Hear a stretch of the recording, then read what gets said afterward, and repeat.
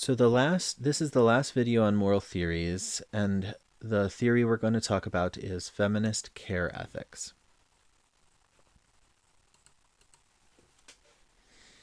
So feminist care ethics is a moral perspective that emphasizes the centrality of care as the model of admirable moral relations.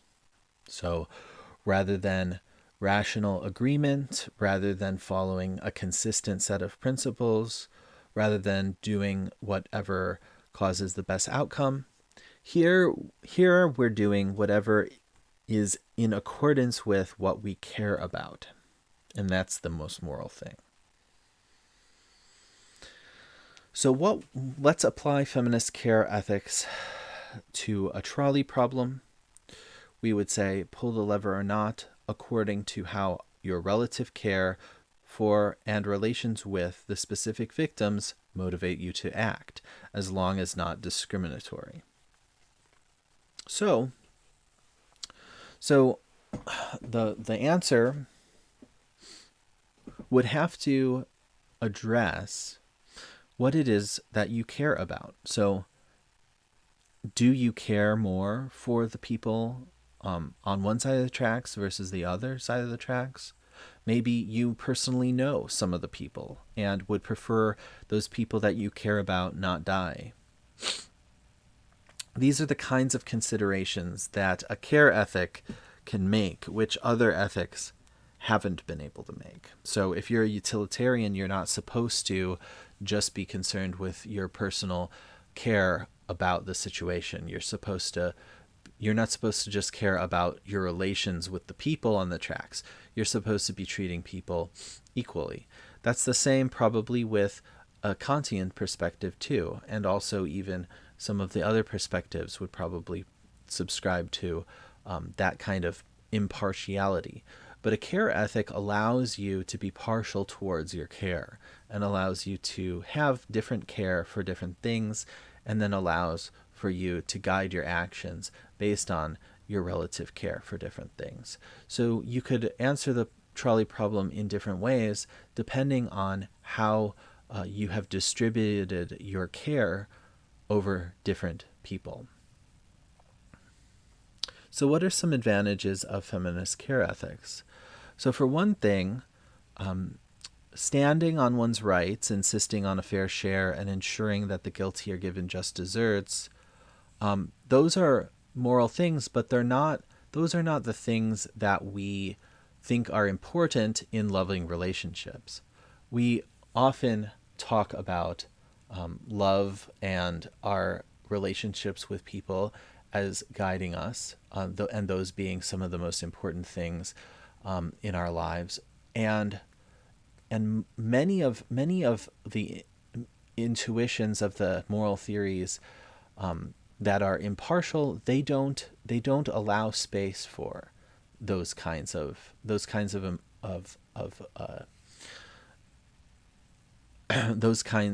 for that kind of loving relationship. Really, they are acting sort of like nobody has personal relationships. Everybody has the same relationship with each other. But we know that's not actually true. We come into any given situation having some kind of relationship to those involved. Even if they're strangers, right? Because in the case of strangers, our relationship with them is one of being a stranger. Another advantage is that mother's care is not conditional on obedience to a set of mutually beneficial rules. So we're not being contractarians here. We're not saying everybody has to agree to the rules because it's good for everybody. We're saying that's not what love is about. Love is about giving to people even when they don't give back necessarily. And so because maybe our love motivates us to do so, right? So we're not doing some kind of a tit for tat rule set. We're accounting for sort of a charitableness, like an excessiveness of concern using the example of mother's love, but also applying it to other different kinds of relationships as well. Another advantage is that a good mother demonstrates partiality and gives them more care and attention than she does to other people. So, or gives her own children more care and attention than she does to other children. So we know that that's true, right? When we have children, we typically, the typical model is to take care of our own children first, and taking care of other people's children is that's not the traditional way of doing things. That's of course that's not to say that we have to do it that way, right? But we have partiality towards some people, specifically our family and friends, and we're just acknowledging that with care ethics. Also, emotions are a central part of moral motivation and moral discovery. So when we tell people why we did something, we typically appeal to our emotions as the motivator for why we did it. Like, we did it because we love them. We did it because we hate them. And that, it's hard to imagine ethics working if it doesn't motivate us. And so how could ethics without emotion ultimately motivate us to do anything? That's unclear. Same with moral discovery. How do we even know things are good and bad in the first place? Usually we appeal to how we feel about them.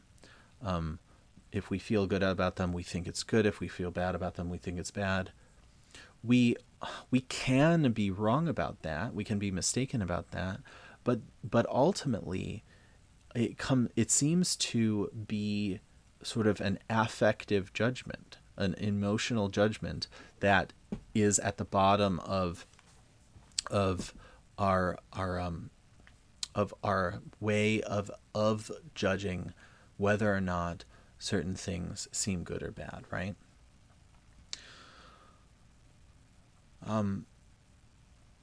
And the last advantage is on feminist care ethics, there's no surefire test for knowing what morality demands. It's complicated and messy. So similar to prima facie duties, similar to virtue ethics, feminist care ethics doesn't give one clear, decisive answer. It gives us more of a wider playing field for assessing what things we care most about. So what are some disadvantages to feminist care ethics? So one disadvantage is obviously that impartiality actually is good, right? So downgrading impartiality has its costs. So if we just treat everyone differently, then we can justify some fairly discriminatory policies. And typically we don't think those kinds of policies are particularly moral. It also threatens to restrict the scope of the moral community. So if the scope is just your family, then it's getting pretty close to something like ethical egoism, where you're only doing things that you care about for yourself. If you limited your cares just to yourself, it would be pure ethical egoism. But we typically think that morality should include more people than just that small circle that you care about most. It should also include people that you don't care about as much. Another disadvantage is that the role of emotions in helping us know the right thing to do and in moving us to do it needs further explanation.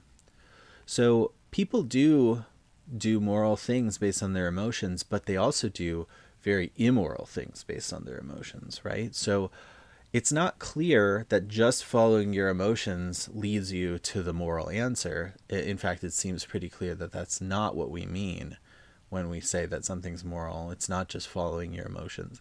If you murder somebody because you felt like it, we wouldn't just say, oh, they acted very morally because they followed their passions. So we need to have some kind of way of assessing when our emotions are right and wrong about these things, when it's right and wrong to care about things or not. And to that, and a further disadvantage, rejecting any supreme moral rule leaves it hard to know how to solve moral conflicts.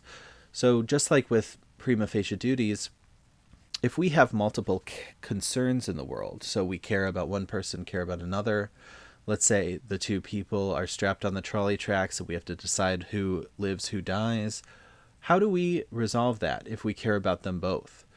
Do we just choose who we care more about? Is that the right answer? But what if we care about both of them to the same degree? What if we really can't choose? It's not obvious that even choosing who we care about most is right, because there could be considerations that that override those cares, that resolve the conflict, where care can't resolve the conflict.